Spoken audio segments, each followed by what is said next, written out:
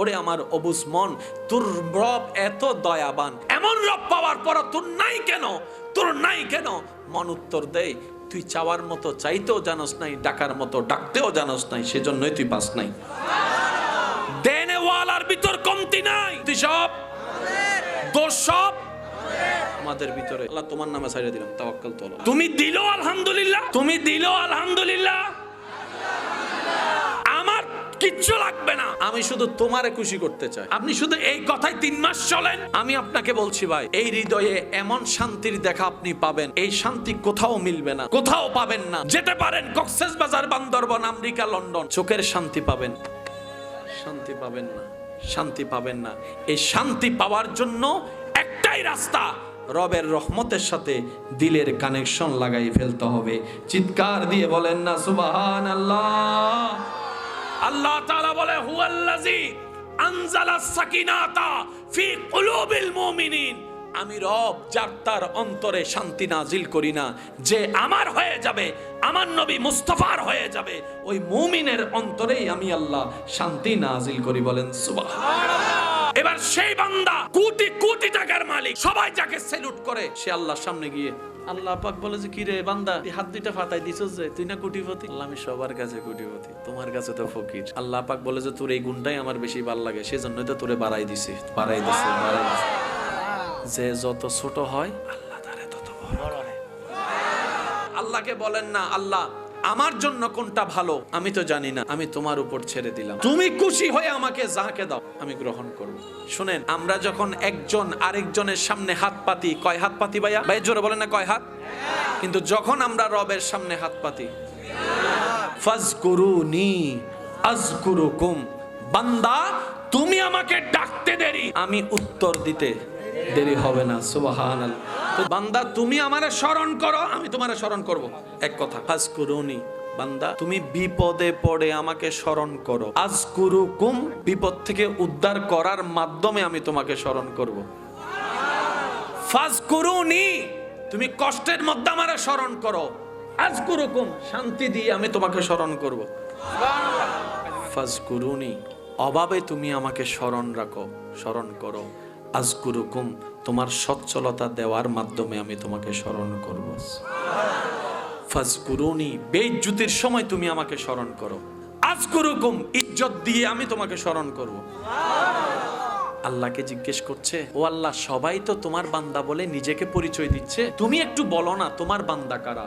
আল্লাহ কোরআনের মধ্যে বলছেন, আল্লাহ বলছেন, আমার বান্দা কারা জানো? ওয়া ইবাদুর রহমান আল্লাযিনা ইয়ামশুনা আলাল আরদি হাওনা, যারা পৃথিবীতে অহংকার করার অনেক কিছু থাকার পরও বিনয়ী হয়ে চলে, নম্র হয়ে চলে, সহজ হয়ে চলে, মাথা নিচু করে চলে, চোখ নিচু করে চলে, সবাইকে ভালোবাসে, বুকে টেনে নেই, তারাই তো আমি রবের বান্দা। সুবহানাল্লাহ। এই গুণটা যার ভিতরে আছে, আল্লাহর বান্দা। তর্ক অনেক হয়েছে, ঝগড়া অনেক হয়েছে, মামলাও আদালতে অনেক ঝুলছে, অনেক মামলার কাগজওয়ালারা কবরে চলে গিয়েছে, তার নামের কাগজ এখনো আদালতে ঝুলছে, আদালতে ঝুলছে। আমি মরে গেলে আমার চেহারা দেখতে পারবি না বলে রাগ করে বলনেওয়ালা কবরে হাড্ডি হয়ে গেছে, ওই কথাটা এখনো থেকে গিয়েছে, ওই যাকে বলেছে তার মনের মধ্যে। মনে রাখবেন ভাইয়েরা, যদি বড় হতে চান ফর্মুলা একটাই, অন্যকে বড় করেন, আল্লাহ আপনাকে বড় করবে। সুবহানাল্লাহ। ইজ্জত যদি পেতে চান ফর্মুলা একটাই, দুশমনকেও আল্লাহর দিকে তাকাই ইজ্জত দেন, ইজ্জত দেনেওয়ালা আপনাকে ইজ্জত দিয়ে ভরপুর বানাই দিবে। সুবহানাল্লাহ। যত অন্যকে নামাতে চাবেন আপনি নিজে নামতে থাকবেন, যত অন্যকে আন্ডারস্টিমেট করতে চাইবেন তত আপনি আন্ডারস্টিমেট হতেই থাকবেন। এটাই রবের বিচার। আচ্ছা সত্যি করে একটা বলেন, আল্লাহ আপনি যা চাচ্ছেন তা দিতে পারে না? দিচ্ছে না কেন? বুঝে নিতে হবে যেটা চাচ্ছি সেটা আমাদের জন্য কল্যাণের নয়। আমি শুধু এতটুকু বলছি, আমার জীবনে আমি যতগুলা রবের নামে ছেড়ে দেখেছি, কল্পনার চাইতে আমি বেশি পেয়েছি, বেশি পেয়েছি, বেশি পেয়েছি।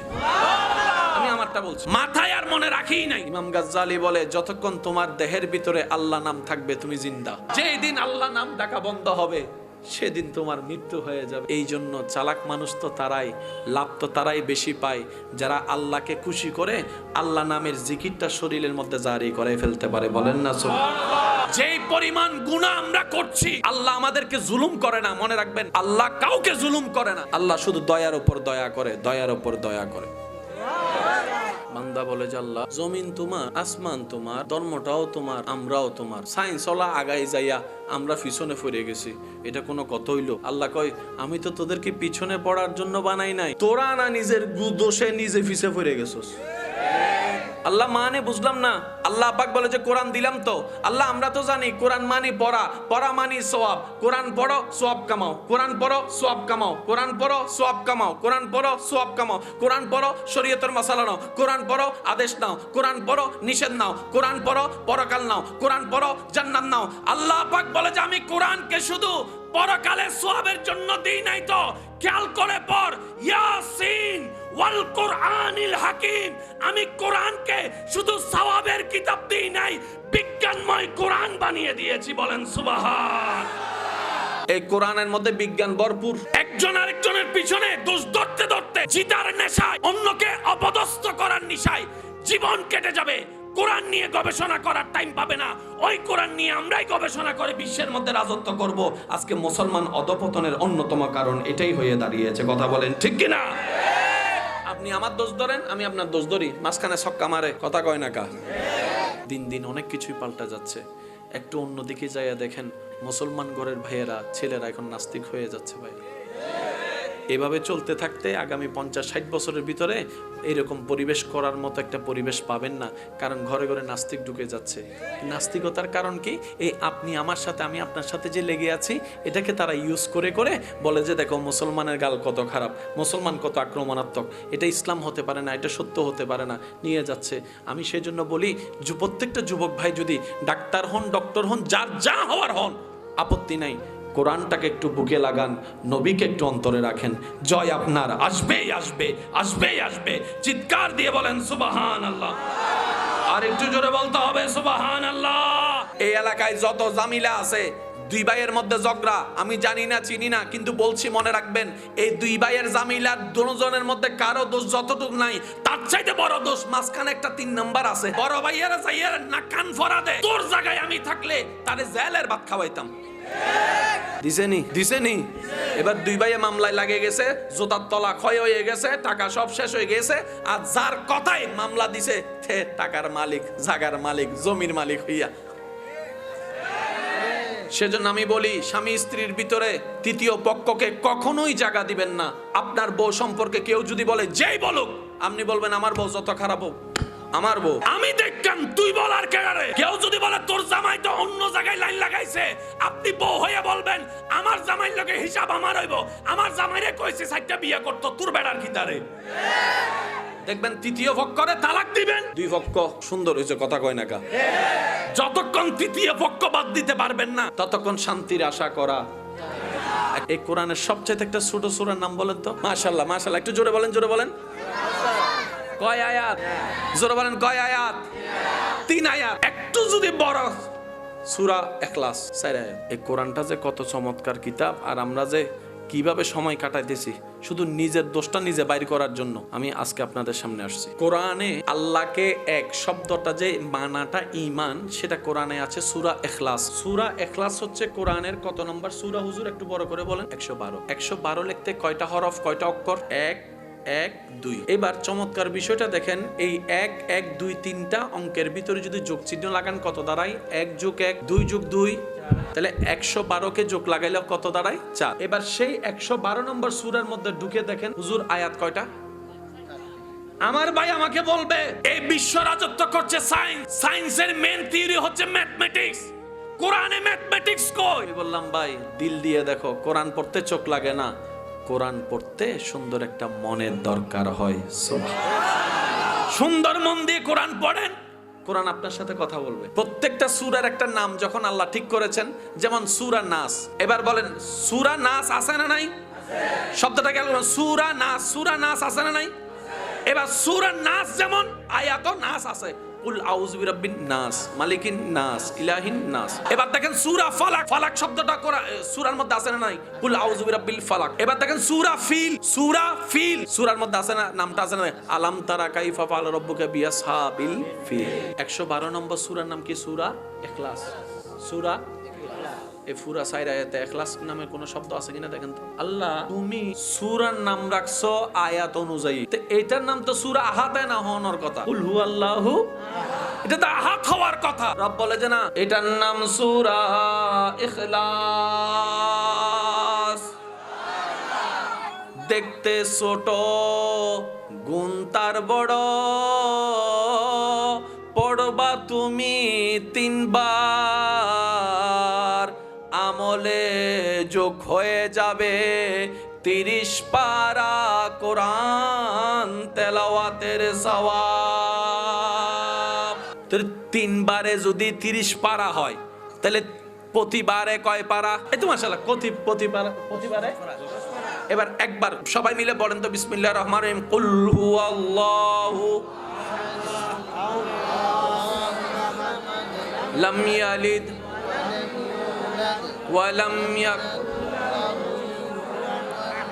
আল্লাহ আমাদের পড়া কবুল করুক। তাহলে একবার পড়ছি 10 পারা। এবার উলামায়ে কেরামের দোয়া নিয়ে আরেকবার কুল হুয়াল্লাহু আল্লাহু।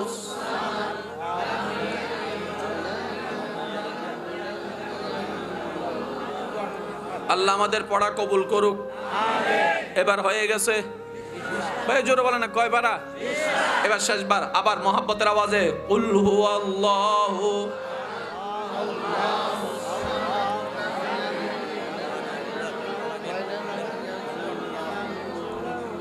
আল্লাহ আমাদের ভুল ভ্রান্তি ক্ষমা করে আমাদের পড়ারে কবুল করুক। এবার হয়েছে কয়বার? কয় পারা?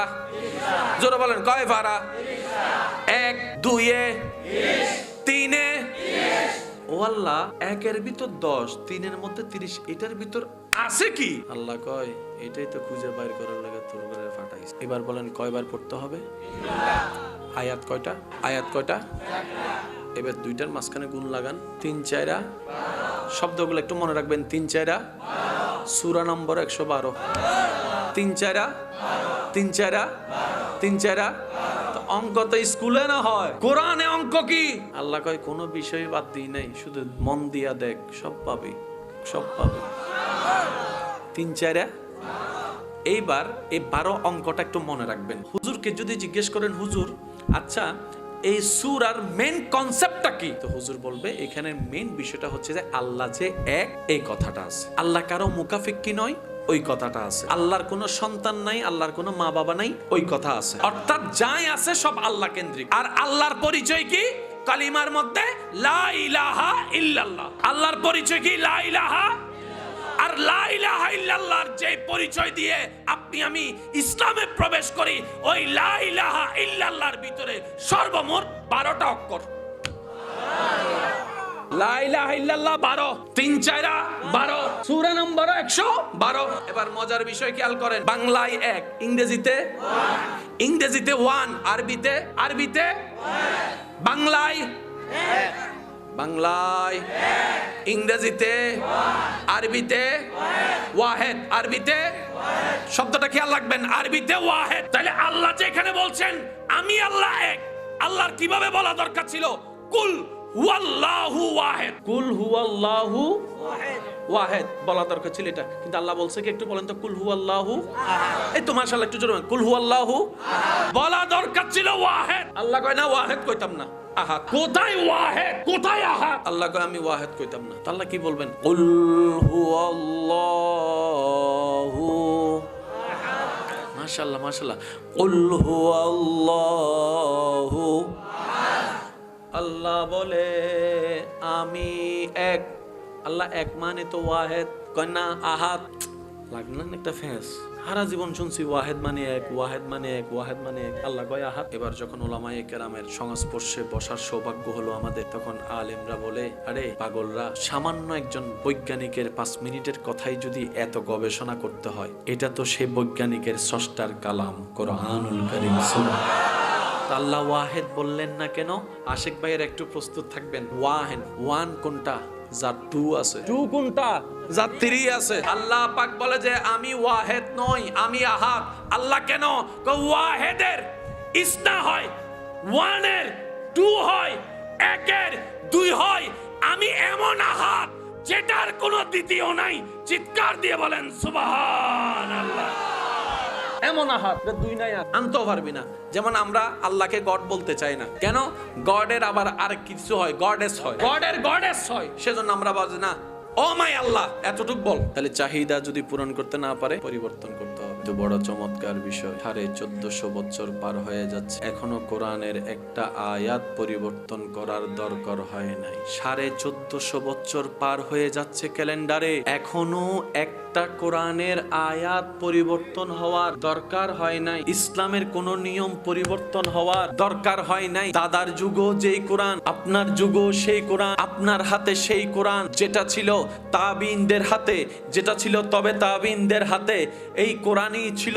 এবার জগৎ জিজ্ঞেস করে কত কিছুর পরিবর্তন হলো, কত লেখক আসলো, কত লেখক হারিয়ে গেল, কত বই বাজার একসময় মার্কেট ধরেছে, এখন সেই বাজারে মার্কেটের মধ্যে বইয়ের কোনো অস্তিত্ব নাই। ও কোরআন বিশ্বব্যাপী এমন ভাবে আলিশান ভাবে জায়গা দখল করে নিলা কিভাবে? কোরআন উত্তর দেয়, আমাকে নাজিল করনেওয়ালা সর্বকালে, সর্বযুগে, সর্বস্থানে, সর্ব পরিবেশে, সর্ব সিচুয়েশনে মাথা উঁচু করে থাকার সমস্ত ভাবে তৈরি করে আমার আল্লাহ আমি কোরআনকে নাজিল করে দিয়েছেন। সুবহান। আমি কোরআনের পরিবর্তনের দরকার নাই। পরিবর্তন যদি হওয়াই লাগে তুই হ। কোরআনে কয় আমারে কয় তুই হ, আমার পরিবর্তনের দরকার নাই, তুই হ। এবার পরিবর্তন কোনটা? যেটা ওল্ড হয়। লেটেস্ট কখনো পরিবর্তন হয় না। ওল্ড কখন হয়? যখন লেটেস্ট আসে। 13-এর দাম অনেক ছিল যতদিন 14 আসে নাই, 14-এর দাম অনেক ছিল যতদিন প্রো ম্যাক্স আসে নাই, প্রো ম্যাক্সের দাম অনেক ছিল যতদিন 15 আসে নাই। পরেরটা আসলে আগেরটার দাম। কোরআনের পরে তো কোনো কিতাবই আসে নাই, ইসলামের পরে তো কোনো ধর্মই আসে নাই, আর আমাদের নবী রাহমাতুল্লিল আলামিনের পরে কোনো নবীও আসে নাই। তা কিয়ামত পর্যন্ত আমাদের কোরআন স্ট্যান্ডার্ড, লেটেস্ট টু লেটেস্ট, আমাদের ইসলাম লেটেস্ট, আমাদের নবী রাহমাতুল্লিল আলামিনও লেটেস্ট নবী। আমাদের নবীর পরে কোন নবী কিয়ামত পর্যন্ত আর একটা নবী যতক্ষণ না আসবে আমাদেরটাই লেটেস্ট। তার মানে আমি পুরানো, নবী পুরানো তো না, কোরআন লেটেস্ট। পৃথিবীর বুকে আমাদের রবের নাম এমন একটি নাম, যেই নামটি 4টি হরফ দিয়ে গঠিত। আলিফ লাম, লাম হা। আকাশ থেকে যদি আবাদ দেয় কাশ হয়ে যায়, অর্থ লড়ে যায়, বিকৃত হয়ে যায়, বিকৃত হয়ে যায়। চিতল থেকে তবাদ দিলে চিল হয়ে যায়, কোথায় মাছ কোথায় পাখি হয়ে যায়। কিন্তু আল্লাহ নামটা দেখেন, আলিফ লাম, লাম হা। একজনে বলে আমি আল্লাহ নামটা ভেঙে ফেলবো, কিভাবে ভাঙবি? বলে যে আমি আলিফ কেটে ফেললাম, এখন আছে লাম লাম হা। এবার লাম লাম হা যখন আসলো তখন কোরআন ডাক দিয়ে বলে, শব্দ দাঁড়াই গেল লিল্লাহে। কোরআন ডাক দিয়ে বলে লিল্লাহে মা ফিস সামাওয়াতি ওয়া মা ফিল আরদ। আরেকজনে বলে আমি লাম আর একটা কেটে ফেলবো, এবার আছে লাম এবং হা। কোরআন ডাক দিয়ে বলে লাম এবং হা দাঁড়ালে হয় লাহু। কোরআন ডাক দিয়ে বলে লাহুল মুলক। সুবহান। আরেকজন বলে যে লাম আমি আরেকটা কাটতাম, এখন আছে শুধু হা, একটা হরফ হা। কোরআন ডাক দিয়ে বলে হুয়াল্লাহুল্লাযী লা ইলাহা ইল্লা হু। আপনি যেমনে কাটবেন আল্লাহ আছে না? সুবহানাল্লাহ। যেদিকে কাটবেন আল্লাহ আছে শব্দটা একটু বললে আমি খুশি হব। এইবার একটা কথা বলেন তো, টাকা বেশি ইম্পর্টেন্ট নাকি শরীর বেশি ইম্পর্টেন্ট, নাকি ঘর বেশি ইম্পর্টেন্ট, নাকি জায়গা বেশি ইম্পর্টেন্ট, নাকি ইজ্জত বেশি ইম্পর্টেন্ট? সবাই মিলে একটু বলেন তো কোনটা বেশি ইম্পর্টেন্ট? ইজ্জতের চাইতে দামি কোন সম্পদ আপনি যেই পজিশনের হন, ইজ্জত সব চাইতে দামি। আর আল্লাহ বলছেন ওয়া তুইজ্জু মান তাশা। বান্দা তোর যেটা দরকার সেটা আমার কাছে, তো পাওয়ার একটাই রাস্তা, যদি লাপসাস তুই আমার হয়ে যা, আমি তোর হয়ে যাব। বলেন সুবহান। পৃথিবীর বুকে একমাত্র কোরআন সমস্ত ধরনের জ্ঞান যেই কিতাবে আছে সেটার নাম কোরআনুল কারীম। আপনি যেই কোনো সাবজেক্ট নিয়ে কোরআনকে প্রশ্ন করেন, কোরআন উত্তর দিবে। আমাদের ধর্ম কি ফেলনা ধর্ম না স্ট্যান্ডার্ড ধর্ম? আমাদের ধর্ম কি ফেলনা ধর্ম না স্ট্যান্ডার্ড ধর্ম? আর স্ট্যান্ডার্ড হওয়ার জন্য জ্ঞানের দরকার, জ্ঞানের দরকার। জ্ঞানের ডিমান্ড না থাকলে, জ্ঞানের যোগ্যতা না থাকলে, জ্ঞানের কোয়ালিটি না থাকলে সেই সমাজ কখনো উন্নয়ন হয় না, সেই এলাকা কখনো উন্নয়ন হয় না, সেই দেশ কখনো উন্নয়ন হয় না। আর জ্ঞানের জগতে আর্টসের একটা জ্ঞান আছে, কমার্সের একটা জ্ঞান আছে, সায়েন্সের একটা জ্ঞান আছে। এবার যুবক ভাইদেরকে যদি জিজ্ঞেস করেন, ও আমার নাতি, ও আমার ভাইয়েরা, বর্তমান সময়ে তিনটা লাইনের কোনটা লাইন সবচেয়ে বেশি চলে? আর্টসের ক্ষমতা বেশি নাকি কমার্সের ক্ষমতা বেশি নাকি সায়েন্সের ক্ষমতা বেশি? সায়েন্সের কোনটা বলেন, আপনারা বলেন না রে ভাই, কোনটার ক্ষমতা বেশি? সায়েন্সের ক্ষমতা। বলে যে কিভাবে? বলে যে দাদা ভাই আপনি লাইটের দিকে তাকান, এটা সায়েন্সের কারণে হয়েছে। ক্যামেরার দিকে তাকান, এটা সায়েন্সের কারণে হয়েছে। গড়ির দিকে তাকান, এটা সায়েন্সের কারণে হয়েছে। প্যান্ডেলের দিকে তাকান, এটা সায়েন্সের কারণে হয়েছে। পোস্টারের দিকে তাকান, এটা সায়েন্সের কারণে হয়েছে। মেশিনের দিকে তাকান, এটা সায়েন্সের কারণে হয়েছে। সাউন্ড বক্সের দিকে তাকান, এটা সায়েন্সের কারণে হয়েছে। গাড়ির দিকে তাকান, এটা সায়েন্সের কারণে হয়েছে। হোন্ডার দিকে তাকান, এটা সায়েন্সের কারণে হয়েছে। স্যাটেলাইটের দিকে তাকান, এটা সায়েন্সের কারণে হয়েছে। জোরে বলেন না সুবহানাল্লাহ রে ভাই। সায়েন্সের কারণে হয়েছে। মুনের মধ্যে গিয়েছে, সায়েন্সের কারণে হয়েছে। জিওগ্রাফি বের করেছে, সায়েন্সের কারণে হয়েছে। ডিসকভারি আবিষ্কার হয়েছে, সায়েন্সের কারণে হয়েছে। ওষুধের আবিষ্কার, পিছনে সায়েন্সের হাত। চিকিৎসার আবিষ্কার, এখানেও সায়েন্সের হাত। এক্সরে করা, এখানেও সায়েন্সের অবস্থান। সর্বদিকে সায়েন্স আর সায়েন্স। তাহলে তো আমরা মুসলমানরা পিছিয়ে গেছি। এবার আপনাদের সমাজের একটা কথা বলি, আপনারা আমাকে একটু উত্তর দিবেন। যার একটু জ্ঞান বেশি তার সামনে কেউ কথা বলতে পারে? যার একটু টাকা পয়সা বেশি তার সামনে কেউ বসতে পারে? তার বাবই থাকে, বসা থাকে, স্টাইল থাকে। এবার একজন কোরআন নিয়ে জানেওয়ালা সায়েন্স ডাক্তারের সামনে, একজন ইঞ্জিনিয়ারের সামনে, একজন বিজ্ঞানীর সামনে গেলে স্বাভাবিক ওই কোরআন যে নিয়ে গেছেন সে এমন করে থাকবে, কারণ সে তো জানে না কোরআন কি। কত কিছু আবিষ্কার করেছে, কত কিছু পারি নাই, চুপ করে বসে থাক, কথা কইস না। একজন ছোট বাচ্চা যায় বলে, হুজুর ভাইয়া আপনি এভাবে বসে আছেন কেন? বুক ফুলাই বসেন। ওনার সামনে আমি কি? আপনি কোরআন নিয়ে বসেছেন, আপনি কোরআন নিয়ে বসেছেন, আর কোরআন যার কাছে, নবীর আদর্শ যার কাছে, সে এমনি করে বসবো না, এমনি করে বসবো। ভাইয়া কথাটা তো বুঝলাম না। কয় যিনি যার সামনে বসে আছেন উনি কে? উনি বহুত বড় একজন আবিষ্কারক, বিভিন্ন নতুন নতুন যিনি ইনভেনশন করে, আবিষ্কার করে। কয় কি আবিষ্কার করেছে? উনি হচ্ছেন সেই ব্যক্তি যে সর্বপ্রথম ফিঙ্গার এটা একজনের হাত দিয়ে খুলবে, এটা উনি আবিষ্কার করেছে। পৃথিবীর বুকে এই সিস্টেম কেউ জানতো না, উনি আবিষ্কার করেছে। ফিঙ্গার দিয়ে একটা সিকিউরিটি আছে। তার ওনার সামনে তো আমি নত হয়ে বসাটাই তো স্বাভাবিক। ওই ভাইয়া বলে, হুজুর কাকা যারা ওনারা জিজ্ঞেস করেন এটা আবিষ্কার করছে কয় বছর আগে? এখন 2023 সাল, ওই বারই 50-60 কয় বছর? 10 বছর। এর আগে কি ফিঙ্গার ছিল? 10 বছর আগে ফিঙ্গার ছিল? তখন তো ওই যে এই মাঝখানে একটা আর একটা স্টার আর একটা ছিল হ্যাশ সিবে ধরলে লগ হয়ে যেত। এই ছাড়া তার কিছু তেমন ছিল। 100 বছর আগে উনি আবিষ্কার করেছে, এই তত্ত্ব কেউ জানতো না। তখন ওই বাচ্চা বলে, ও ভাই যে তত্ত্বের কারণে তুমি তাকে সম্মান করছো, 1450 বছর আগে কুরআনুল কারীমে এই ফিঙ্গারপ্রিন্টের তত্ত্ব আল্লাহ তাআলা সূরা কিয়ামার মধ্যে দান করে দিয়েছেন। সুবহান। কি কস? কয় হ, সূরা কিয়ামার মধ্যে ফিঙ্গারপ্রিন্টের তত্ত্ব কয় আছে। এবার বলেন কোরআনের ভিতর বিজ্ঞান আছে না নাই? কোরআনের ভিতর রসায়ন আছে না নাই? পদার্থ আছে না নাই? কেমিস্ট্রি আছে না নাই? বায়োলজি আছে না নাই? ম্যাথমেটিক্স আছে না নাই? জিওগ্রাফি আছে না নাই? বায়োলজি আছে না নাই? এই কোরআনের মধ্যে আপনার কমার্স আছে না নাই? আপনার আর্টস আছে না নাই? সমাজ বিজ্ঞান আছে না? রাষ্ট্রবিজ্ঞান আছে না? পরিবারতন্ত্র আছে না? মানবতন্ত্র আছে না? সৃষ্টিতত্ত্ব আছে না? এই কোরআন এমন একটি কিতাব ভাই, যে কিতাবে নাই বলতে কিচ্ছু নাই, সব আছে। অতীত বলেন কোরআন, বর্তমান বলেন কোরআন, ভবিষ্যৎ বলেন কোরআন। এখানে একটা কথা কই, ওই যে আই লাভ ইউর উত্তরে কি থাকুন? আই লাভ ইউর উত্তরে কি বলেন? I love you. তার অর্থ কি? আমি তোমাকে, আই লাভ ইউ মানে আমি তোমাকে ভালোবাসি। আই লাভ ইউ টু মানে আমি তোমাকে ও ভালোবাসি, আমি তোমাকে ও ভালোবাসি, তার মানে তোরও বাসি, আরো কয়েকজনেরও। এবার শব্দগুলো একটু খেয়াল করবেন, আশা করি আপনারা আমাকে সহযোগিতা করবেন। আমি তোমাকেও ভালোবাসি, আমি তোমাকেই ভালোবাসি। পার্থক্য একটু খেয়াল করেন। আমি তোমাকেও ভালোবাসি, আমি তোমাকেই ভালোবাসি, তোমাকেই মানি, তোমাকেই ভালোবাসি, তার মানে। আর যদি বলেন যে তোমাকেও, আমি তোমাকেও ভালোবাসি, আমি তোমাকেই ভালোবাসি, কেই ভালোবাসি, তোমাকেই ভালোবাসি, দ্যাট মিন্স আমি।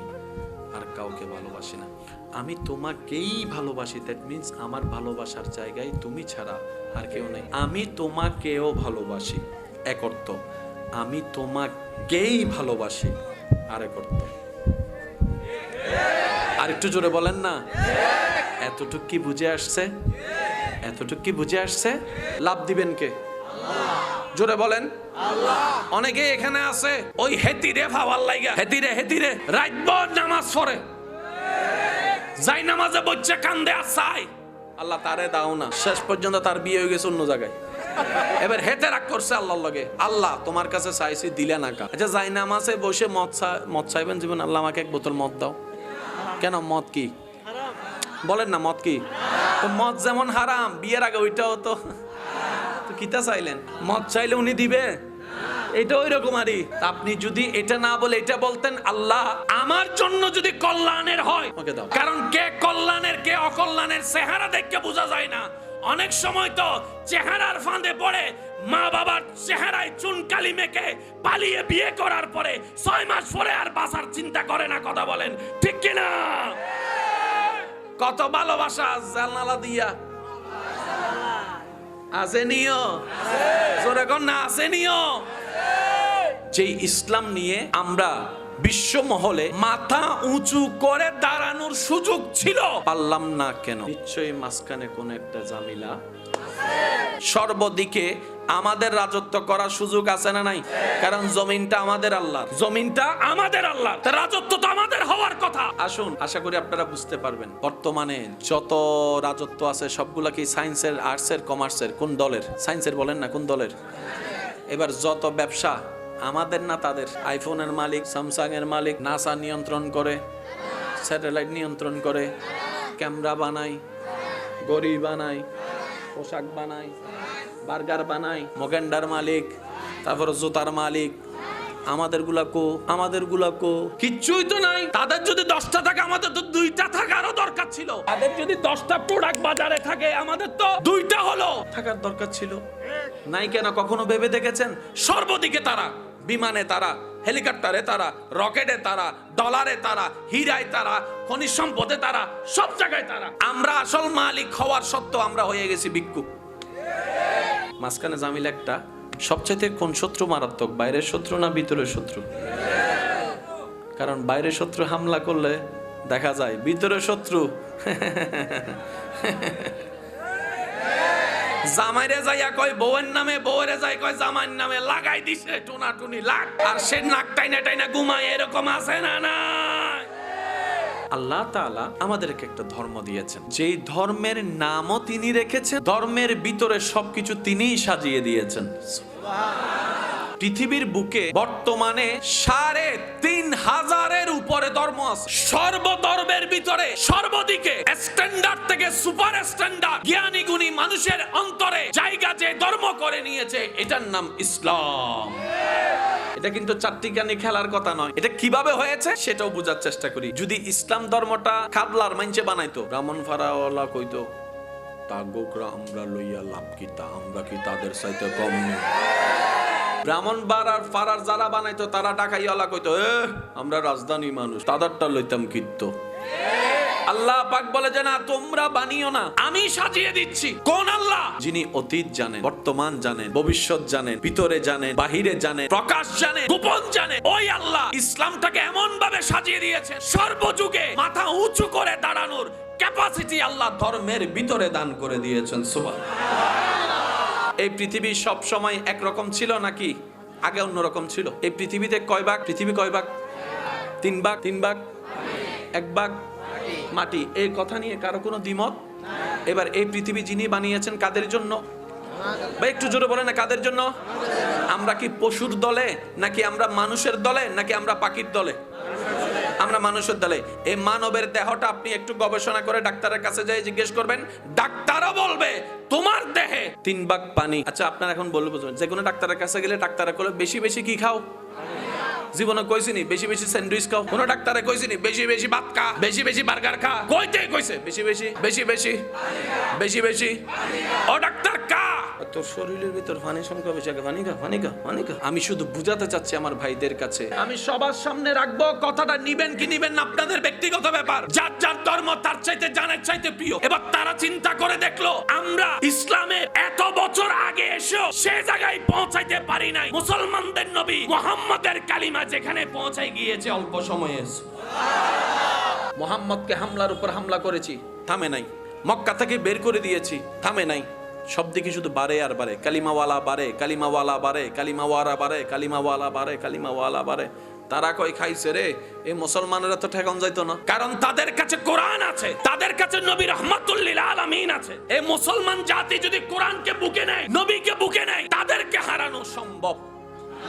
তো কি করা যায়? তো ব্রিটিশের মাথা তো জানে, আমগো এলাকায় যদি কেউ না একটা বেশি মানে দুষ্টামি করে, চিকন বুদ্ধি হয়, তারা আমরা কি কই? কেন ব্রিটিশ বলে? কেন ব্রিটিশ হচ্ছে যুদ্ধ দিয়ে নয়, ব্রেন দিয়ে 200 বছর শাসন করে গেছে। আশা করি বুঝবেন।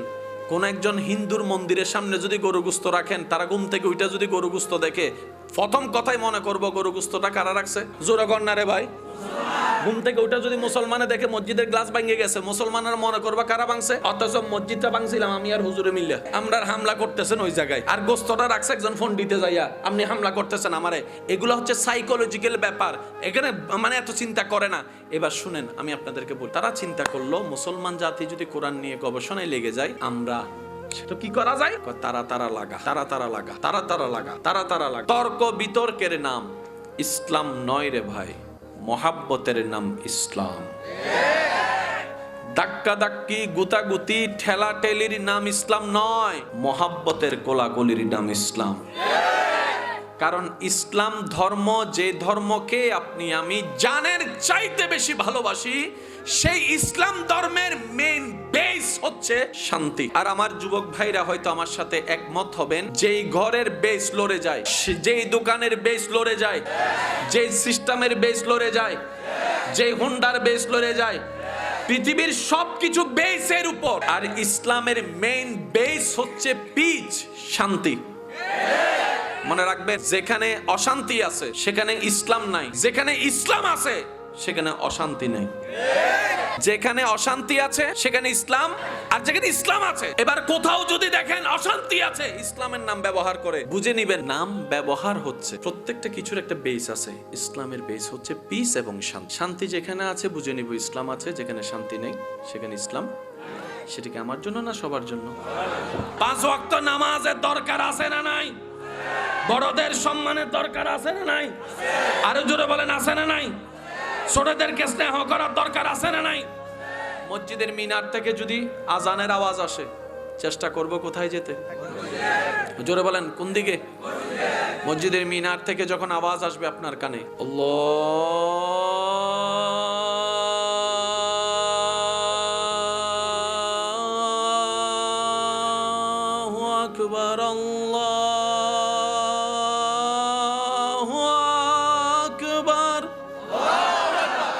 চেষ্টা করব রবের দিকে যেতে। এখানে একটা ডিল আছে, দিবেন পাবেন, দিবেন পাবেন। আমাদের কাজ রবের ডাকে সাড়া দেওয়া। যখন আমরা বিপদ পড়ব, রবকে ডাকবো, রব আমাদের ডাকে সাড়া দিবে। ওরে আমার অবুঝ মন, তোর রব এত দয়াবান, এমন রব পাওয়ার পর তোর নাই কেন, তোর নাই কেন? মন উত্তর দেয়, তুই চাওয়ার মতো চাইতেও জানোস নাই, ডাকার মতো ডাকতেও জানোস নাই, সেজন্যই তুই পাস নাই। দেনেওয়ালার ভিতর কমতি নাই, তুই সব দোষ সব আমাদের ভিতরে। আল্লাহ তোমার নামে ছাইড়ে দিলাম, তাওয়াক্কাল তো আল্লাহ। তুমি দিলো আলহামদুলিল্লাহ, তুমি দিলো আলহামদুলিল্লাহ, আমার কিচ্ছু লাগবে না, আমি শুধু তোমারে খুশি করতে চাই। আপনি শুধু এই কথাই 3 মাস চলেন, আমি আপনাকে বলছি ভাই, এই হৃদয়ে এমন শান্তির দেখা আপনি পাবেন, এই শান্তি কোথাও মিলবে না, কোথাও পাবেন না। যেতে পারেন কক্সবাজার, বান্দরবান, আমেরিকা, লন্ডন, চোখের শান্তি পাবেন, শান্তি পাবেন না, শান্তি পাবেন না। এই শান্তি পাওয়ার জন্য একটাই রাস্তা, রবের রহমতের সাথে দিলের কানেকশন লাগাই ফেলতে হবে। চিৎকার দিয়ে বলেন না সুবহানাল্লাহ। আল্লাহ তাআলা বলে, হুয়াল্লাযী আনজালাস সাকিনাতা ফি কুলুবিল মুমিনিন।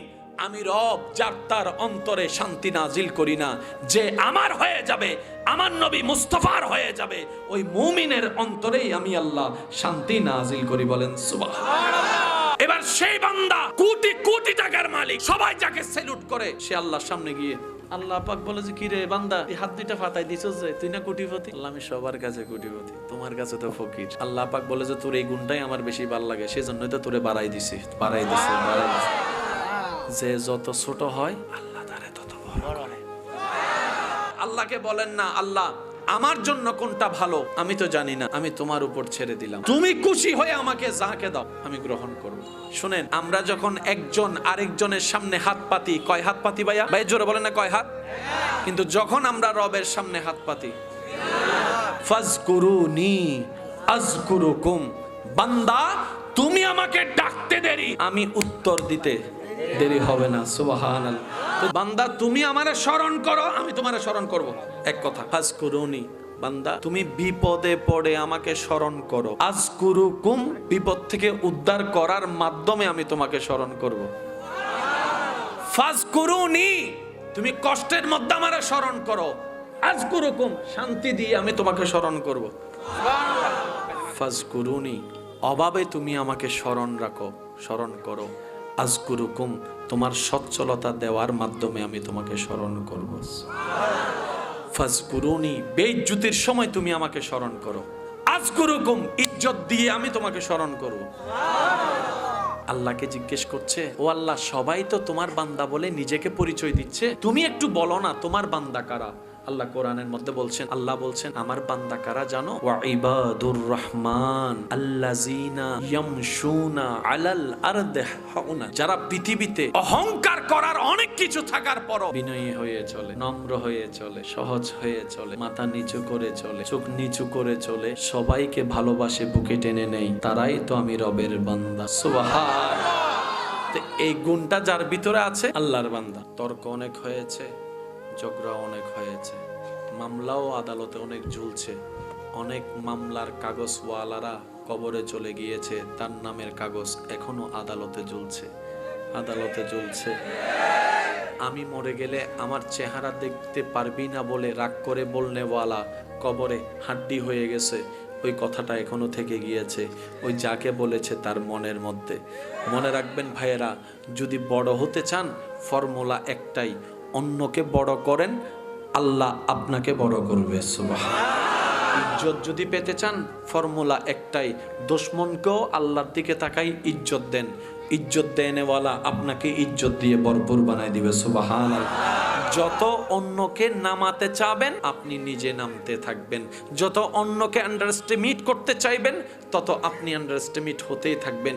এটাই রবের বিচার। আচ্ছা সত্যি করে একটা বলেন, আল্লাহ আপনি যা চাচ্ছেন তা দিতে পারে না? দিচ্ছে না কেন? বুঝে নিতে হবে যেটা চাচ্ছি সেটা আমাদের জন্য কল্যাণের নয়। আমি শুধু এতটুকু বলছি, আমার জীবনে আমি যতগুলা রবের নামে ছেড়ে দেখেছি, কল্পনার চাইতে আমি বেশি পেয়েছি, বেশি পেয়েছি, বেশি পেয়েছি। আমি আমারটা বলছি, মাথায় আর মনে রাখি নাই। ইমাম গাজ্জালি বলে, যতক্ষণ তোমার দেহের ভিতরে আল্লাহ নাম থাকবে তুমি জিন্দা, যেই দিন আল্লাহ নাম ডাকা বন্ধ হবে সেদিন তোমার মৃত্যু হয়ে যাবে। এই জন্য চালাক মানুষ তো তারাই, লাভ তো তারাই বেশি পায় যারা আল্লাহকে খুশি করে আল্লাহ নামের জিকিরটা শরীরের মধ্যে জারি করে ফেলতে পারে। বলেন না সুবহানাল্লাহ। যেই পরিমাণ গুনাহ আমরা করছি, আল্লাহ আমাদেরকে জুলুম করে না, মনে রাখবেন, আল্লাহ কাউকে জুলুম করে না, আল্লাহ শুধু দয়ার উপর দয়া করে, দয়ার উপর দয়া করে। বান্দা বলে যে আল্লাহ, জমিন তোমার, আসমান তোমার, ধর্মটাও তোমার, আমরাও তোমার, সায়েন্স ওলা আগাই যাইয়া আমরা পিছনে পড়ে গেছি, এটা কোনো কথা হইলো? আল্লাহ কয়, আমি তো তোদেরকে পিছনে পড়ার জন্য বানাই নাই, তোরা না নিজের দোষে নিজে পিছে পড়ে গেছস। আল্লাহ মানে বুঝলাম না। আল্লাহ পাক বলে যে কোরআন দিলাম তো। আল্লাহ আমরা তো জানি কোরআন মানি পড়া, পড়া মানি সওয়াব, কোরআন পড়ো সওয়াব কামাও, কোরআন পড়ো সওয়াব কামাও, কোরআন পড়ো সওয়াব কামাও, কোরআন পড়ো সওয়াব কামাও, কোরআন পড়ো শরীয়তের মাসালা নাও, কোরআন পড়ো আদেশ নাও, কোরআন পড়ো নিষেধ নাও, কোরআন পড়ো পরকাল নাও, কোরআন পড়ো জান্নাত নাও। আল্লাহ পাক বলে যে আমি কোরআনকে শুধু পরকালে সওয়াবের জন্য দেই নাই তো, খেয়াল করে পড়, ইয়াসিন ওয়াল কুরআনিল হাকিম, আমি কোরআনকে শুধু সওয়াবের কিতাব দেই নাই, বিজ্ঞানময় কোরআন বানিয়ে দিয়েছি। বলেন সুবহানাল্লাহ। এই কোরআনের মধ্যে বিজ্ঞান ভরপুর। একজন আরেকজনের পিছনে দোষ ধরতে ধরতে জিতার নেশায়, অন্যকে অপদস্থ করার নেশায় জীবন কেটে যাবে। কোরআন নিয়ে গবেষণা করার টাইম পাবে না।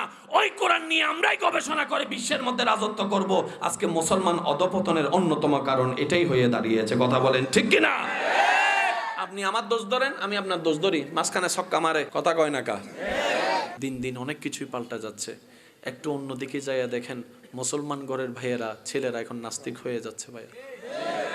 এভাবে চলতে থাকতে আগামী 50-60 বছরের ভিতরে এরকম পরিবেশ করার মতো একটা পরিবেশ পাবেন না, কারণ ঘরে ঘরে নাস্তিক ঢুকে যাচ্ছে। নাস্তিকতার কারণ কি? এই আপনি আমার সাথে, আমি আপনার সাথে যে লেগে আছি, এটাকে তারা ইউজ করে করে বলে যে দেখো মুসলমানের গাল কত খারাপ, মুসলমান কত আক্রমণাত্মক, এটা ইসলাম হতে পারে না, এটা সত্য হতে পারে না, নিয়ে যাচ্ছে। আমি সেই জন্য বলি, প্রত্যেকটা যুবক ভাই যদি ডাক্তার হন, ডক্টর হন, যার যা হওয়ার হন, আপত্তি নাই, কোরআনটাকে একটু বুকে লাগান, নবীকে একটু অন্তরে রাখেন, জয় আপনার আসবেই আসবে, আসবেই আসবে। চিৎকার দিয়ে বলেন সুবহানাল্লাহ। আর একটু জোরে বলতে হবে সুবহানাল্লাহ। এই এলাকায় যত জামিলা আছে, দুই ভাইয়ের মধ্যে ঝগড়া, আমি জানি না, চিনি না, কিন্তু বলছি মনে রাখবেন, এই দুই ভাইয়ের জামিলার দুজনের মধ্যে কারো দোষ যতটুকু নাই, তার চাইতে বড় দোষ মাঝখানে একটা 3 নাম্বার আছে। বড় ভাইয়েরা যাইয়া না কান ফরা দে, তোর জায়গায় আমি থাকলে তারে জেলের ভাত খাওয়াইতাম। দিছেনি। এবার দুই ভাইয়ে মামলায় লাগে গেছে, জোতার তলা ক্ষয় হয়ে গেছে, টাকা সব শেষ হয়ে গেছে, আর যার কথায় মামলা দিছে সে টাকার মালিক, জাগার মালিক, জমির মালিক হইয়া।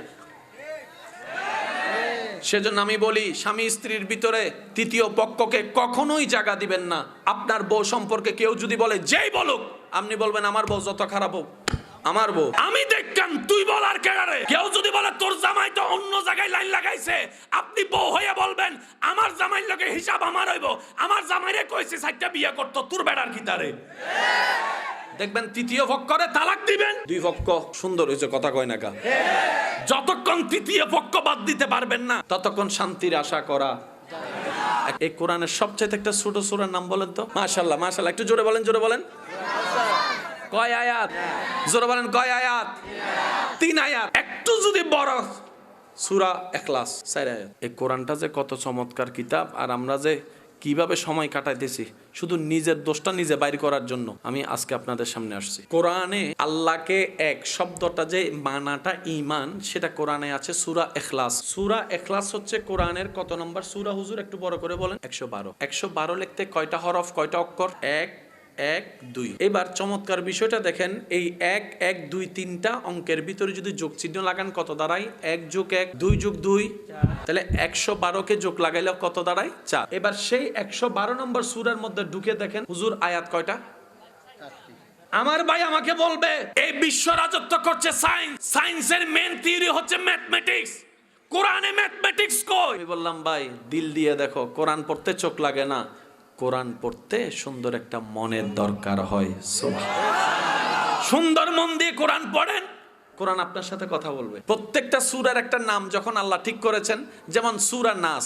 এবার বলেন সূরা নাস আছে না নাই? শব্দটা গেল সূরা নাস, সূরা নাস আছে না নাই? এবার সূরা নাস যেমন আয়াত নাস আছে, কুল আউযু বিরাব্বিন নাস, মালিকিন নাস, ইলাহিন নাস। এবার দেখেন সূরা ফালাক, ফালাক শব্দটা সূরার মধ্যে আছে না নাই? কুল আউযু বিরাব্বিল ফালাক। এবার দেখেন সূরা ফিল, সূরা ফিল সূরার মধ্যে আছে না? নামটা আছে না? আলাম তারা কাইফা ফাআলা রাব্বুকা বিআসহাবিল ফিল। 112 নম্বর সূরার নাম কি? সূরা ইখলাস। সূরা ইখলাস। এই পুরা 4 আয়াতে ইখলাস নামে কোন শব্দ আছে কিনা দেখেন তো। আল্লাহ তুমি সূরার নাম রাখছো আয়াত অনুযায়ী, তো এটার নাম তো সূরা আহাদে না হওয়ার কথা, কুল হুয়াল্লাহু, এটা তো আহাদ হওয়ার কথা। রব বলে যে না, এটার নাম সূরা ইখলাস। দেখতে ছোট, গুণ তার বড়, পড়বা তুমি 3 বার, আমলে যোগ হয়ে যাবে 30 পারা কোরআন তেলাওয়াতের সওয়াব। 3 বারে যদি 30 পারা হয়, তাহলে প্রতিবারে কয় পারা? এই তো মাশাআল্লাহ, প্রতিবারে। এবার একবার সবাই মিলে বলেন তো বিসমিল্লাহির রহমানির রহিম, কুল হুয়াল্লাহু লাম ইয়ালিদ ওয়া লাম ইয়াকুল। আল্লাহ আমাদের পড়া কবুল করুক, আমিন। তাহলে একবার পড়ছি 10 পারা। এবার উলামায়ে কেরামের দোয়া নিয়ে আরেকবার, কুল হুয়াল্লাহু আল্লাহু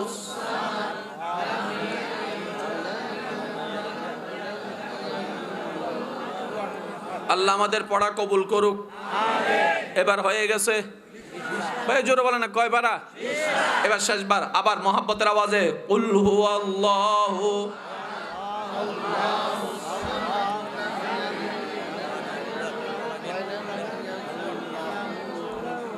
আল্লাহ আমাদের ভুলভ্রান্তি ক্ষমা করে আমাদের পড়ারে কবুল করুক।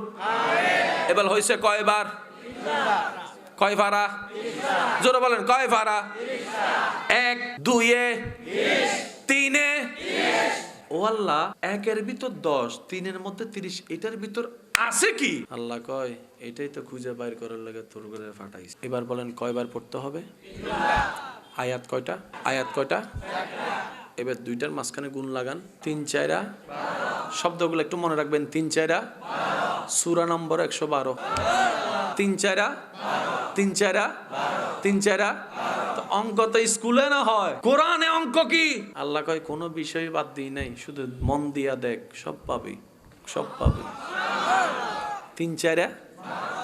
এইবার এই 12 অঙ্কটা একটু মনে রাখবেন। হুজুরকে যদি জিজ্ঞেস করেন হুজুর আচ্ছা এই সূরার মেন কনসেপ্টটা কি, তো হুজুর বলবে এখানে মেন বিষয়টা হচ্ছে যে আল্লাহ যে এক, এই কথাটা আছে। আল্লাহ কারো মুকাফিক কি নয়, ওই কথাটা আছে। আল্লাহর কোনো সন্তান নাই, আল্লাহর কোনো মা বাবা নাই, ওই কথা আছে। অর্থাৎ যাই আছে সব আল্লাহ কেন্দ্রিক। আর আল্লাহর পরিচয় কি? কালিমার মধ্যে লা ইলাহা ইল্লাল্লাহ। আল্লাহর পরিচয় কি? লা ইলাহা। আর লা ইলাহা ইল্লাল্লাহর যে পরিচয় দিয়ে আপনি আমি ইসলামে প্রবেশ করি, ওই লা ইলাহা ইল্লাল্লাহর ভিতরে সর্বমোট 12টা অক্ষর। লা ইলাহা ইল্লাল্লাহ 12, 3 4 12, সূরা নম্বর 112। এবার মজার বিষয় খেয়াল করেন। বাংলায় 1, ইংরেজিতে 1, ইংরেজিতে 1, আরবিতে আরবিতে 1, বাংলায় 1, বাংলায় 1, ইংরেজিতে 1, আরবিতে 1, ওয়াহেদ, আরবিতে 1। শব্দটা খেয়াল রাখবেন, আরবিতে ওয়াহেদ। তাহলে আল্লাহ যে এখানে বলছেন আমি আল্লাহ এক, আল্লাহর কিভাবে বলা দরকার ছিল কুল হুয়াল্লাহু ওয়াহিদ। কুল হুয়াল্লাহু ওয়াহিদ বলা দরকার ছিল এটা, কিন্তু আল্লাহ বলছে কি একটু বলেন তো কুল হুয়াল্লাহু আহাদ। এই তো মাশাআল্লাহ একটু জোরে কুল হুয়াল্লাহু বলা দরকার ছিল ওয়াহিদ। আল্লাহ কয় না ওয়াহিদ কইতাম না, আহাদ। কোথায় ওয়াহিদ, কোথায় আহাদ? আল্লাহ কয় আমি ওয়াহিদ কইতাম না। আল্লাহ কি বলবেন? কুল হুয়াল্লাহু আহাদ। মাশাআল্লাহ মাশাআল্লাহ। কুল হুয়াল্লাহু আহাদ। আল্লাহ বলে আমি এক। আল্লাহ এক মানে তো ওয়াহেদ, কয় না আহাদ। লাগলেন একটা ফেস। সারা জীবন শুনছি ওয়াহেদ মানে এক, ওয়াহেদ মানে এক, ওয়াহেদ মানে এক, আল্লাহ কয় আহাদ। এবার যখন উলামায়ে কেরামের সংস্পর্শে বসার সৌভাগ্য হলো আমাদের, তখন আলেমরা বলে আরে পাগলরা, সামান্য একজন বৈজ্ঞানিকের 5 মিনিটের কথাই যদি এত গবেষণা করতে হয়, এটা তো সেই বৈজ্ঞানিকের স্রষ্টার কালাম কোরআনুল কারীম। আল্লাহ ওয়াহেদ বললেন না কেন? আশিক ভাইয়ের একটু প্রস্তুত থাকবেন। ওয়াহেদ 1 কোনটা? যা 2 আছে। 2 কোনটা? যা 3 আছে। আল্লাহ পাক বলে যে আমি ওয়াহেদ নই, আমি আহাদ। আল্লাহ কেন? ওয়াহেদের ইসনা হয়, 1 এর 2 হয়, 1 এর 2 হয়। আমি এমন আহাদ যেটার কোনো দ্বিতীয় নাই। চিৎকার দিয়ে বলেন সুবহানাল্লাহ। এমন আহাদ 2 নাই, আনতেও পারবি না। যেমন আমরা আল্লাহকে গড বলতে চাই না কেন? গডের আবার আর কিছু হয়, গডেস হয়, গডের গডেস হয়, সেজন্য আমরা বলি না ও মাই আল্লাহ, এতটুক বল। তাহলে চাহিদা যদি পূরণ করতে না পারে পরিবর্তন করতে হবে। তো বড় চমৎকার বিষয়, 1450 বছর পার হয়ে যাচ্ছে, এখনো কোরআনের একটা আয়াত পরিবর্তন করার দরকার হয় নাই। 1450 বছর পার হয়ে যাচ্ছে ক্যালেন্ডারে, এখনো একটা কোরআনের আয়াত পরিবর্তন হওয়ার দরকার হয় নাই। ইসলামের কোন নিয়ম পরিবর্তন হওয়ার দরকার হয় নাই। দাদার যুগও যেই কোরআন, আপনার যুগও সেই কোরআন, আপনার হাতে সেই কোরআন যেটা ছিল তাবিনদের হাতে, যেটা ছিল তবে তাবিনদের হাতে, এই কোরআনই ছিল। এবার জগৎ জিজ্ঞেস করে কত কিছুর পরিবর্তন হলো, কত লেখক আসলো, কত লেখক হারিয়ে গেল, কত বই বাজার একসময় মার্কেট ধরেছে, এখন সেই বাজারে মার্কেটের মধ্যে বইয়ের কোনো অস্তিত্ব নাই। ও কোরআন বিশ্বব্যাপী এমন ভাবে আলিশান ভাবে জায়গা দখল করে নিলা কিভাবে?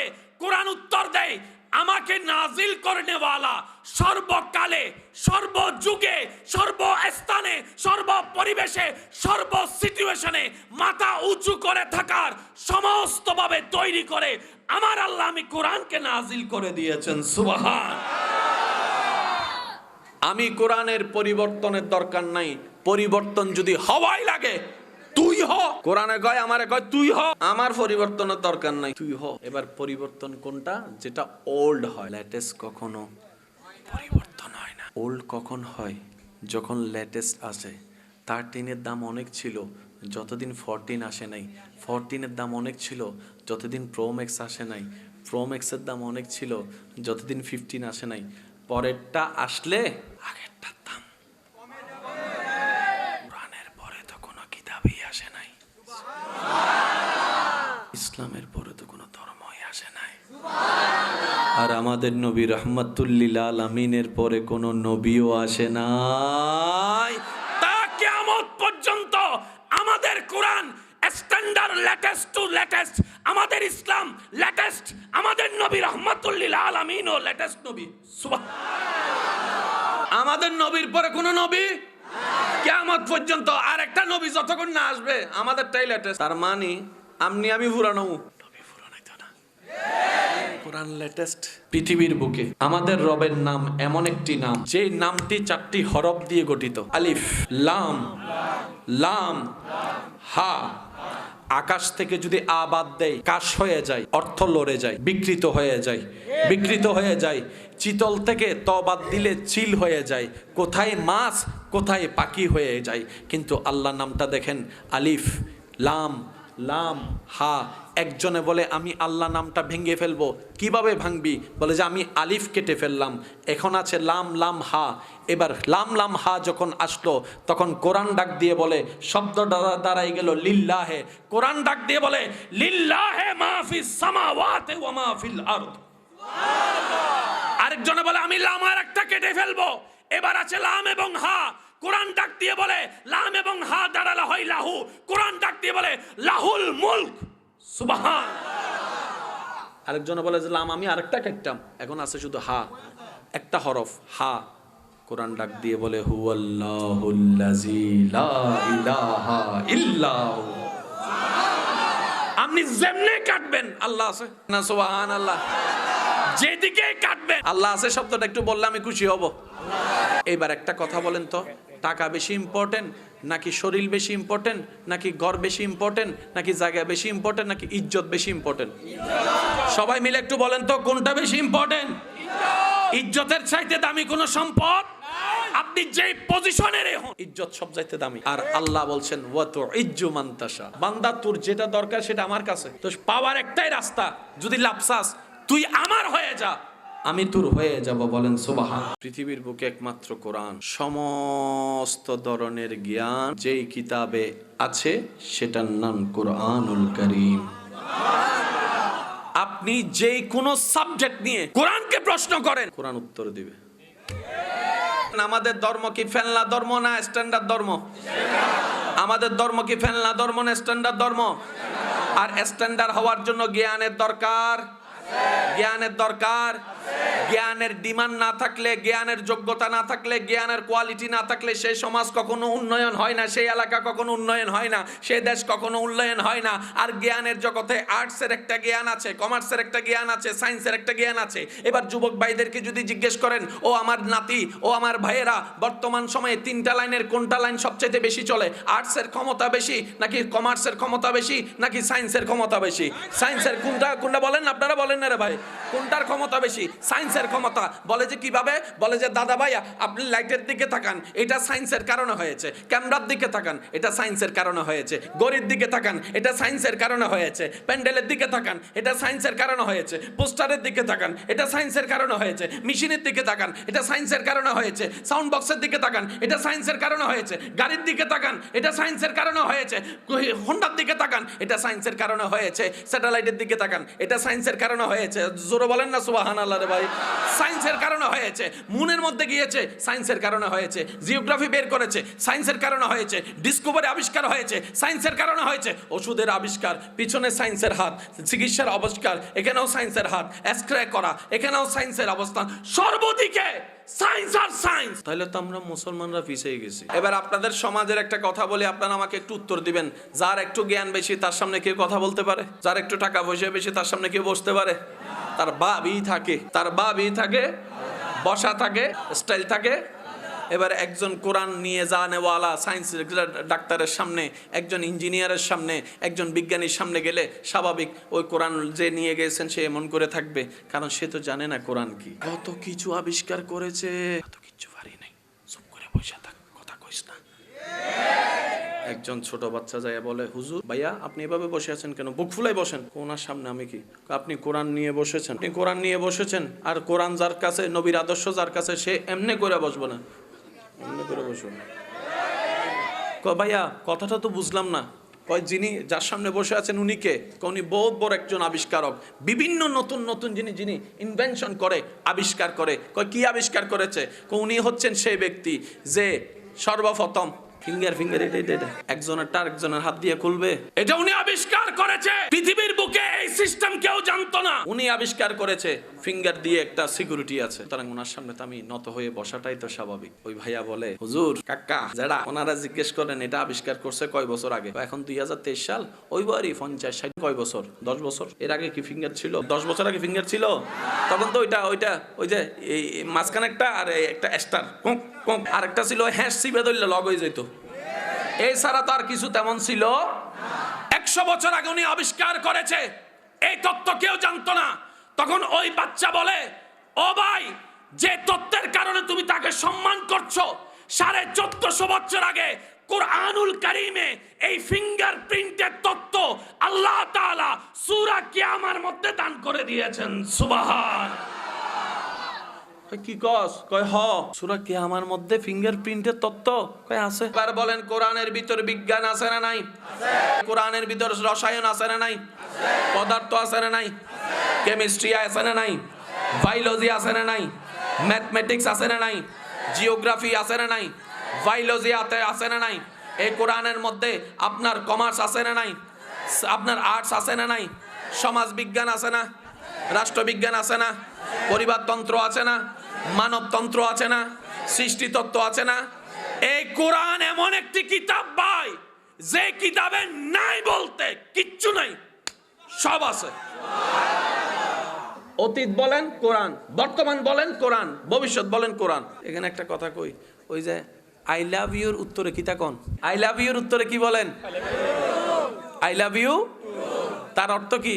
আমি তোমাকে, আই লাভ ইউ মানে আমি তোমাকে ভালোবাসি। আই লাভ ইউ টু মানে আমি তোমাকে ও ভালোবাসি, আমি তোমাকে ও ভালোবাসি, তার মানে তোরও বাসি, আরো কয়েকজনেরও। এবার শব্দগুলো একটু খেয়াল করবেন, আশা করি আপনারা আমাকে সহযোগিতা করবেন। আমি তোমাকেও ভালোবাসি, আমি তোমাকেই ভালোবাসি। পার্থক্য একটু খেয়াল করেন। আমি তোমাকেও ভালোবাসি, আমি তোমাকেই ভালোবাসি, তোমাকেই মানি, তোমাকেই ভালোবাসি, তার মানে। আর যদি বলেন যে তোমাকেও, আমি তোমাকেও ভালোবাসি, আমি তোমাকেই ভালোবাসি, কেই রস্যই কেই ভালোবাসি, তোমাকেই ভালোবাসি, দ্যাট মিন্স আমি আর কাউকে ভালোবাসি না। আমি তোমাকেই ভালোবাসি, দ্যাট মিন্স আমার ভালোবাসার জায়গায় তুমি ছাড়া আর কেউ নেই। আমি তোমাকেও ভালোবাসি, এক অর্থ। আমি তোমাকেই ভালোবাসি, আরেক অর্থ। আর একটু জোরে বলেন না। এতটুক কি বুঝে আসছে? এতটুক কি বুঝে আসছে? লাভ দিবেন কে? আল্লাহ। জোরে বলেন আল্লাহ। অনেকে এখানে আছে ওই হেতিরে ভাওয়ার লাইগা, হেতিরে রাতভর নামাজ পড়ে, যাই নামাজে বচ্চা কান্দে আর চায় আল্লাহ তারে দাও না, শেষ পর্যন্ত তার বিয়ে হয়ে গেছে অন্য জায়গায়। এবার হেতে রাগ করছে আল্লাহর লগে, আল্লাহ তোমার কাছে চাইছি দিলে না কা। আচ্ছা যাই নামাজে বসে মদ চাইবেন জীবন, আল্লাহ আমাকে এক বোতল মদ দাও। কেন? মদ কি? বলেন না, মদ কি? তো মদ যেমন হারাম, বিয়ের আগে ওইটাও তো কিতা চাইলেন? মদ চাইলে উনি দিবে? এটা ওই রকমারই। আপনি যদি এটা না বলে এটা বলতেন, আল্লাহ আমার জন্য যদি কল্যাণের হয় ওকে দাও, কারণ কে কল্যাণের কে অকল্যাণের চেহারা দেখে বোঝা যায় না। অনেক সময় তো চেহারার ফাঁদে পড়ে মা বাবার চেহারায় চুনকালি মেখে পালিয়ে বিয়ে করার পরে 6 মাস পরে আর বাঁচার চিন্তা করে না। কথা বলেন ঠিক কিনা? কত ভালোবাসা জানালা দিয়া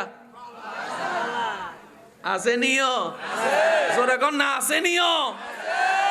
যেই ইসলাম নিয়ে আমরা বিশ্ব মহলে মাথা উঁচু করে দাঁড়ানোর সুযোগ ছিল, পারলাম না কেন? নিশ্চয়ই মাঝখানে কোন একটা জামিলা। সর্বদিকে আমাদের রাজত্ব করার সুযোগ আছে না নাই? কারণ জমিনটা আমাদের আল্লাহর, জমিনটা আমাদের আল্লাহর, রাজত্ব তো আমাদের হওয়ার কথা। আসুন, আশা করি আপনারা বুঝতে পারবেন বর্তমানে যত রাজত্ব আছে সবগুলা কি সায়েন্সের, আর্টসের, কমার্সের? কোন দলের? সায়েন্সের বলেন না, কোন দলের? এবার যত ব্যবসা আমাদের না তাদের? আইফোনের মালিক, স্যামসাং এর মালিক, নাসা নিয়ন্ত্রণ করে, স্যাটেলাইট নিয়ন্ত্রণ করে, ক্যামেরা বানায়, গড়ি বানায়, পোশাক বানায়, বার্গার বানায়, মোগেন্ডার মালিক, তারপর জুতার মালিক। আমাদের গুলা কো কিচ্ছুই তো নাই। তাদের যদি 10টা থাকে আমাদের তো 2টা থাকারও দরকার ছিল। তাদের যদি 10টা প্রোডাক্ট বাজারে থাকে আমাদের তো 2টা হলো থাকার দরকার ছিল। নাই কেন? কখনো ভেবে দেখেছেন? সর্বদিকে তারা, বিমানে তারা, হেলিকপ্টারে তারা, রকেটে তারা, ডলারে তারা, হীরায় তারা, খনিজ সম্পদে তারা, সব জায়গায় তারা। আমরা আসল মালিক হওয়ার সত্ত্বেও আমরা হয়ে গেছি ভিক্ষুক। মাঝখানে জামিল একটা। সবচাইতে কোন শত্রু মারাত্মক, বাইরের শত্রু না ভিতরের শত্রু? কারণ বাইরের শত্রু হামলা করলে দেখা যায়, ভিতরের শত্রু জামাইরে যাইয়া কয় বউয়ের নামে, বউরে যাই কয় জামাইর নামে, লাগাই দিছে টুনাটুনি লাগ, আর সে নাক টাইনা টাইনা ঘুমায়। এরকম আছে না? না। আল্লাহ তাআলা আমাদেরকে একটা ধর্ম দিয়েছেন, যেই ধর্মের নামও তিনি রেখেছেন, ধর্মের ভিতরে সবকিছু তিনিই সাজিয়ে দিয়েছেন। পৃথিবীর বুকে বর্তমানে ৩,৫০০-এর উপরে ধর্ম আছে। সর্বধর্মের ভিতরে সর্বদিকে স্ট্যান্ডার্ড থেকে সুপার স্ট্যান্ডার্ড জ্ঞানী গুণী মানুষের অন্তরে জায়গা যে ধর্ম করে নিয়েছে, এটার নাম ইসলাম। এটা কিন্তু চারটিখানি খেলার কথা নয়। এটা কিভাবে হয়েছে সেটাও বোঝার চেষ্টা করি। যদি ইসলাম ধর্মটা খাবলার মাইনচে বানাইতো, ব্রাহ্মণ ফারাওয়ালা কইতো তাগোকরা আমরা লইয়া লাভ কিতা, আমরা কি তাদের চাইতে কম নেই? ব্রাহ্মণ ফারার যারা বানাইতো তারা ডাকাইওয়ালা কইতো আমরা রাজধানী মানুষ, তাদেরটা লইতাম কিত্তো। আল্লাহ পাক বলে যে না, তোমরা বানিও না, আমি সাজিয়ে দিচ্ছি। কোন আল্লাহ? যিনি অতীত জানেন, বর্তমান জানেন, ভবিষ্যৎ জানেন, ভিতরে জানেন, বাহিরে জানেন, প্রকাশ জানেন, গোপন জানেন। ওই আল্লাহ ইসলামটাকে এমন ভাবে সাজিয়ে দিয়েছেন, সর্বযুগে মাথা উঁচু করে দাঁড়ানোর ক্যাপাসিটি আল্লাহ ধর্মের ভিতরে দান করে দিয়েছেন। সুবহানাল্লাহ। এই পৃথিবী সব সময় একরকম ছিল নাকি আগে অন্যরকম ছিল? এই পৃথিবীতে কয় ভাগ? পৃথিবী কয় ভাগ? 3 ভাগ। 3 ভাগ, 1 ভাগ মাটি। এই কথা নিয়ে কারো কোনো দ্বিমত? এবার এই পৃথিবী যিনি বানিয়েছেন কাদের জন্য? ভাই একটু জোরে বলেন না, কাদের জন্য? আমরা কি পশুর দলে, নাকি আমরা মানুষের দলে, নাকি আমরা পাখির দলে? আমরা মানুষের দলে। এই মানবের দেহটা আপনি একটু গবেষণা করে ডাক্তারের কাছে যাই জিজ্ঞেস করবেন, ডাক্তারও বলবে তোমার দেহে 3 ভাগ পানি। আচ্ছা আপনারা এখন বলবো, যে কোনো ডাক্তারের কাছে গেলে ডাক্তারে বলে বেশি বেশি কি খাও? জীবনে কইছিনি বেশি বেশি স্যান্ডউইচ খাও? কোন ডাক্তারে কইছিনি বেশি বেশি ভাত খা, বেশি বেশি বার্গার খা? কইছে বেশি বেশি বেশি বেশি বেশি বেশি। ও ডাক্তার কা তোর শরীরের ভিতর পানি সংখ্যা বেশি, আগে পানি খা, পানি খা, পানি খা। আমি শুধু বুঝাতে চাচ্ছি আমার ভাইদের কাছে, আমি সবার সামনে রাখবো কথাটা, নিবেন কি নিবেন না আপনাদের ব্যক্তিগত ব্যাপার। যার যার ধর্ম তার চাইতে জানের চাইতে প্রিয়। এবার তারা চিন্তা করে দেখলো আমরা ইসলামের এত বছর আগে এসেও সে জায়গায় পৌঁছাইতে পারি নাই। মুসলমানদের নবী মুহাম্মদের কালিমা যেখানে পৌঁছাই গিয়েছে অল্প সময়ে। মুহাম্মদকে হামলার উপর হামলা করেছি, থামে নাই। মক্কা থেকে বের করে দিয়েছি, থামে নাই। সব দিকে শুধু বাড়ে আর বাড়ে, কালিমাওয়ালা বাড়ে, কালিমাওয়ালা বাড়ে, কালিমাওয়ালা বাড়ে, কালিমাওয়ালা বাড়ে, কালিমাওয়ালা বাড়ে। তারা কই খাইছে রে, এই মুসলমানেরা তো ঠেকান যাইতো না, কারণ তাদের কাছে কোরআন আছে, তাদের কাছে নবী রাহমাতুল লিল আলামিন আছে। এই মুসলমান জাতি যদি কোরআনকে বুকে নেয়, নবীকে বুকে নেয়, তাদেরকে হারানো সম্ভব। তো কি করা যায়? তো ব্রিটিশের মাথা তো জানে, আমগো এলাকায় যদি কেউ না একটা বেশি মানে দুষ্টামি করে, চিকন বুদ্ধি হয়, তারা আমরা কি কই? কেন ব্রিটিশ বলে? কেন ব্রিটিশ হচ্ছে যুদ্ধ দিয়ে নয়, ব্রেন দিয়ে 200 বছর শাসন করে গেছে। আশা করি বুঝবেন। কোন একজন হিন্দুর মন্দিরের সামনে যদি গরু গোস্ত রাখেন, তারা ঘুম থেকে ওইটা যদি গরু গোস্ত দেখে, প্রথম কথাই মনে করবো গরু গোস্তটা কারা রাখছে? জোরে কর না রে ভাই। ঘুম থেকে ওইটা যদি মুসলমানে দেখে মসজিদের গ্লাস ভেঙে গেছে, মুসলমানরা মনে করবা কারা ভাঙছে? অথচ মসজিদটা ভাঙছিলাম আমি আর হুজুরে মিললে। আমরা হামলা করতেছেন ওই জায়গায়, আর গোস্তটা রাখছে একজন ফোন দিতে যাইয়া, আপনি হামলা করতেছেন আমারে। এগুলো হচ্ছে সাইকোলজিক্যাল ব্যাপার, এখানে মানে এত চিন্তা করে না। এবার শুনেন, আমি আপনাদেরকে বলি, তারা চিন্তা করলো মুসলমান জাতি যদি কোরআন নিয়ে গবেষণায় লেগে যায়, আমরা তো কি করা যায়? তারা লাগা, তর্ক বিতর্কের নাম ইসলাম নয় রে ভাই, মহাব্বতের নাম ইসলাম। ধাক্কা ধাক্কি, গুতাগুতি, ঠেলা ঠেলির নাম ইসলাম নয়, মহাব্বতের কোলাকুলির নাম ইসলাম। কারণ ইসলাম ধর্ম, যে ধর্মকে আপনি আমি জানের চাইতে বেশি ভালোবাসি, সেই ইসলাম ধর্মের মেইন বেস হচ্ছে শান্তি। আর আমার যুবক ভাইরা হয়তো আমার সাথে একমত হবেন, যেই ঘরের বেস লড়ে যায়, যেই দোকানের বেস লড়ে যায়, যেই সিস্টেমের বেস লড়ে যায়, যেই হুন্ডার বেস লড়ে যায়, পৃথিবীর সবকিছু বেসের উপর। আর ইসলামের মেইন বেস হচ্ছে পিচ, শান্তি। মনে রাখবেন, যেখানে অশান্তি আছে সেখানে ইসলাম নাই, যেখানে ইসলাম আছে সেখানে অশান্তি নাই। যেখানে অশান্তি আছে সেখানে ইসলাম, আর যেখানে ইসলাম আছে, এবার কোথাও যদি দেখেন অশান্তি আছে, ইসলামের নাম ব্যবহার করে, বুঝে নিবেন নাম ব্যবহার হচ্ছে। প্রত্যেকটা কিছুর একটা বেস আছে, ইসলামের বেস হচ্ছে পিস এবং শান্তি। শান্তি যেখানে আছে বুঝে নিব ইসলাম আছে, যেখানে শান্তি নেই সেখানে ইসলাম। সেটা কি আমার জন্য না সবার জন্য? 5 ওয়াক্ত নামাজের দরকার আছে না নাই? বড়দের সম্মানের দরকার আছে না নাই? আরো জোরে বলেন, আছে না নাই? ছোটদেরকে স্নেহ করার দরকার আছে না নাই? মসজিদের মিনার থেকে যদি আজানের আওয়াজ আসে, চেষ্টা করব কোথায় যেতে? জোরে বলেন, কোন দিকে? মসজিদের মিনার থেকে যখন আওয়াজ আসবে আপনার কানে, আল্লাহু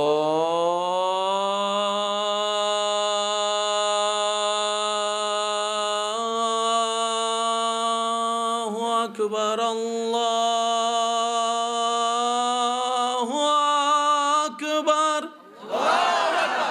চেষ্টা করব রবের দিকে যেতে। এখানে একটা ডিল আছে, দিবেন পাবেন, দিবেন পাবেন। আমাদের কাজ রবের ডাকে সাড়া দেওয়া। যখন আমরা বিপদ পড়ব, রবকে ডাকবো, রব আমাদের ডাকে সাড়া দিবে।